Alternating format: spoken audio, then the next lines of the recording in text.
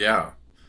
I think that's a cool way to do it too, because I think like there's the piece of it where like in some ways you wish it was like a easier start where there was less people Hmm. there and stuff. But I think when you get thrown into it in a sense, you kind of like just like you said, you just kind of have to be where you are and you just got to go. I think like if it was Hmm. small, you might have not saying you specifically, but as like an artist, you might not take the preparation as seriously. You know, if it's like if you think it's just you and there's not gonna be many people there, you might not put the same level of preparation into it, you know? Yeah. Yeah, I've always told myself that if I was gonna perform, I didn't want to do like a showcase show. Like I didn't want to be performing in front of people that have no idea who I am. And I was either gonna do my own show when I was big enough to headline, which I really want to do at Seventh Entry and First Ave. Me and Species have talked about trying to do our own show there. But it was either I'm headlining my own show or I'm opening up for Party. Like those are my two options. And then he just called me one day at like 1 a.m. and he's like, "You're performing in August." And I'm like, "Okay, sweet man, I got it."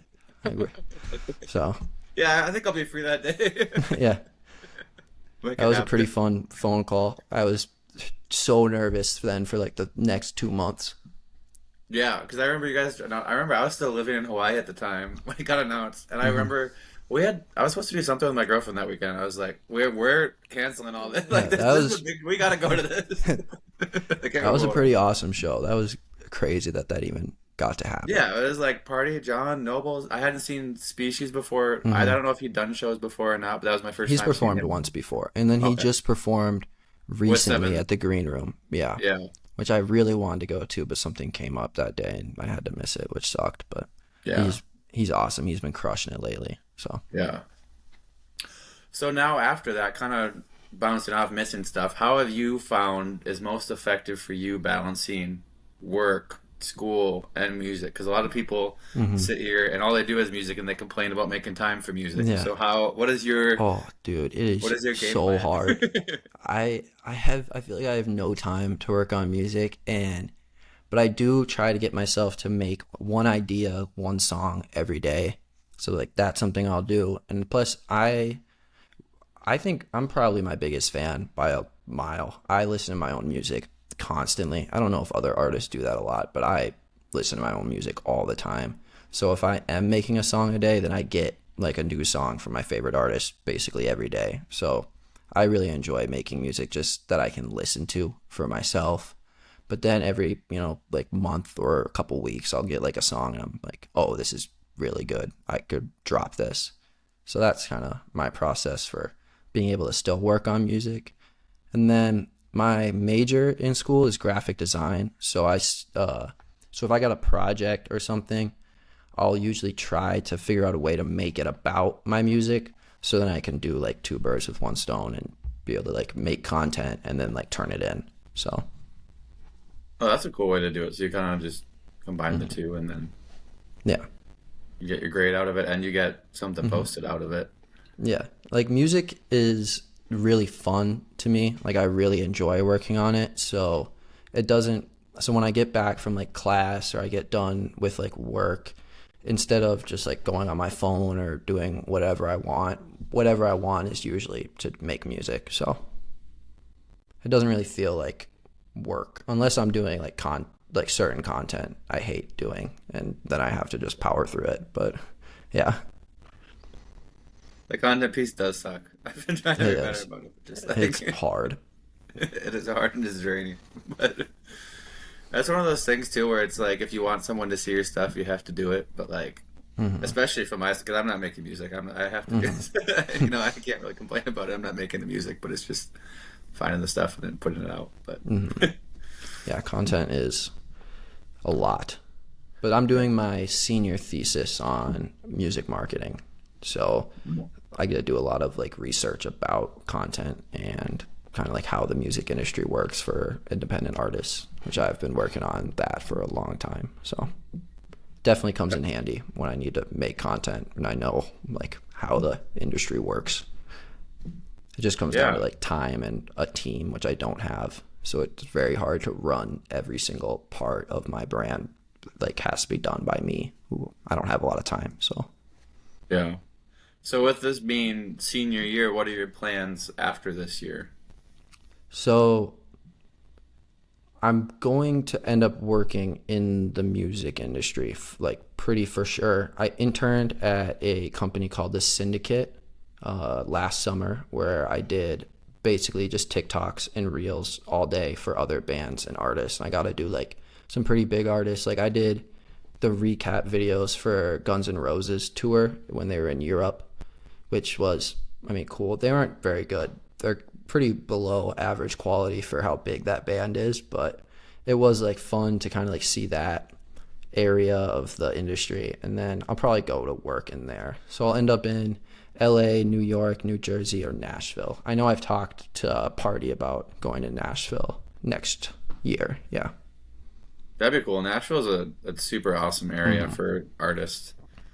And everyone that hates on country like hates on it so much, but and I used to be that way too, but like every time I've been to Nashville, especially on the weekend, there's like no country music playing. Yeah, I don't think it's really that country of It's a. not anymore. I think since country's becoming very kind of becoming pop music almost now, like I think a lot of artists have been going towards the country, not really like country, but more like folk style of Yeah. music. And I think folk has been going to Nashville a lot.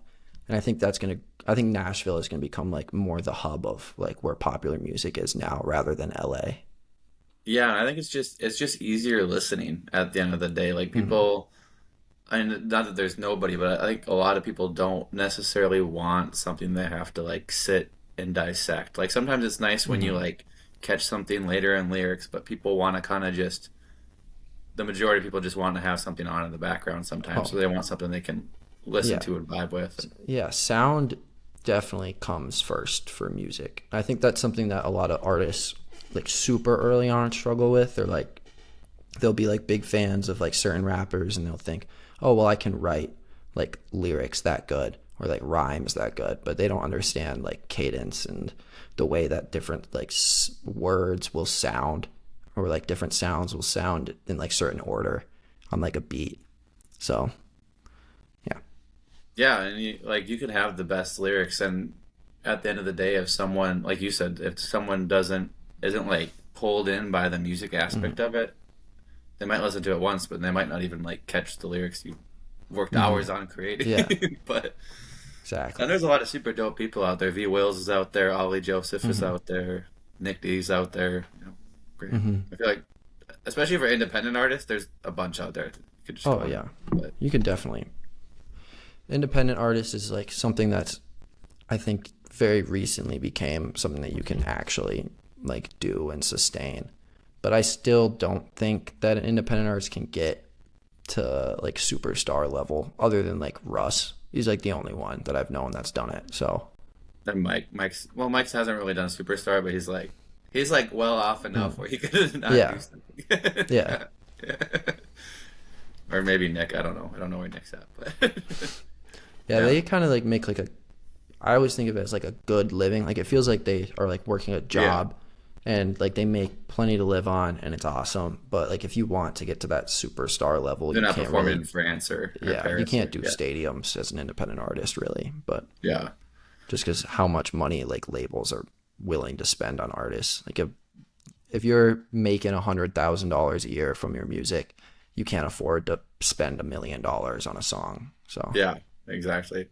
And it's kind of crazy because I think when you're more in the music realm of things and like really taking stuff in and looking for new artists to listen to, and I think those artists almost stand up more to you because I was at the bar like last week and I brought up Russ and someone didn't know who it was and I was like, I feel like you should definitely know who this is. This is like a major artist, and I kind of took it into perspective and was like, well, I guess if you listen to like the radio and stuff like that, maybe you've missed him. Like I feel like he's huge, I but think most people, if you played like his really big hits, would know, like recognize them at least. But he's definitely not like a, oh, like if you aren't really know who he is and you see him, you have no idea who that guy is. Like, he doesn't yeah, really like give off like a superstar rapper.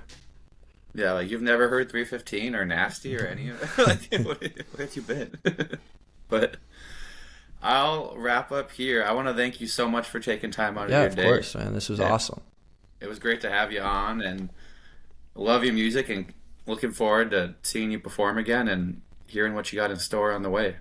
Awesome. Thank you. Yeah, Thank you. this was good. So, yeah. Yeah, it was good. Thank you so much. I really appreciate you hopping on. All right.